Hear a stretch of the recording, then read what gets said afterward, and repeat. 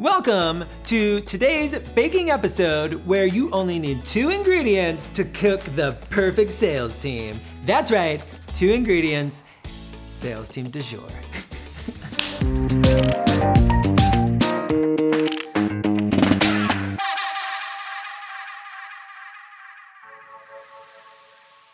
Here's the thing about the 2 ingredients, and I truly believe that if you have these 2 things, then you are ready and eligible to start a team.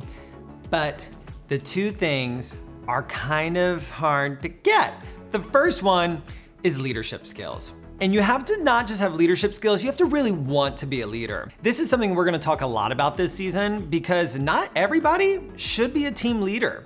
And a lot of whether or not you should be running a team is really knowing yourself and knowing what stresses you out and knowing what empowers you and knowing what feels good. Because the truth of the matter is that if you don't have amazing leadership skills, it doesn't mean that you can't be a successful salesperson. And there's nothing wrong with that, by the way. I wanna really start by saying that, like, some people do really well on their own. I have real estate agents that I really admire, that I have really great friendships with, who have zero desire to do what I'm doing and build this team. They want to work with their clientele, be very hands-on, and control 100% of the process.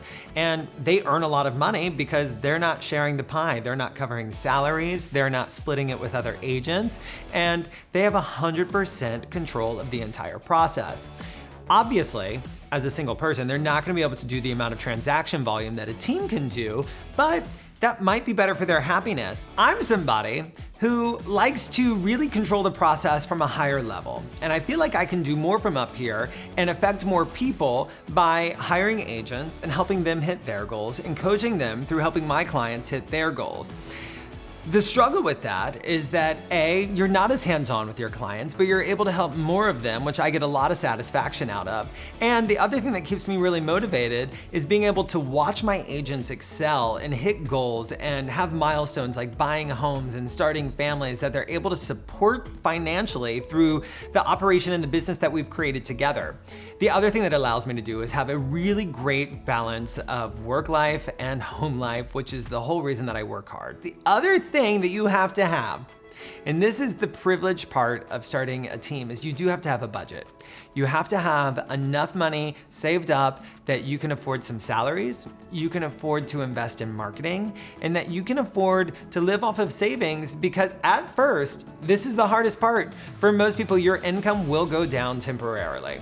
Your team will be taking a portion of the sales that you've already been doing since before you had a team, and there will be more hands in the pot. And for a small moment in time, you will be making less money than you're used to making. And that is hard because making less money makes it feel like you're taking a step back in life. And one of my not so favorite sayings, but something that is rung true with me, is that sometimes you gotta slow down to speed up. And that's exactly what this process is like. So you have to be prepared for that financially and mentally.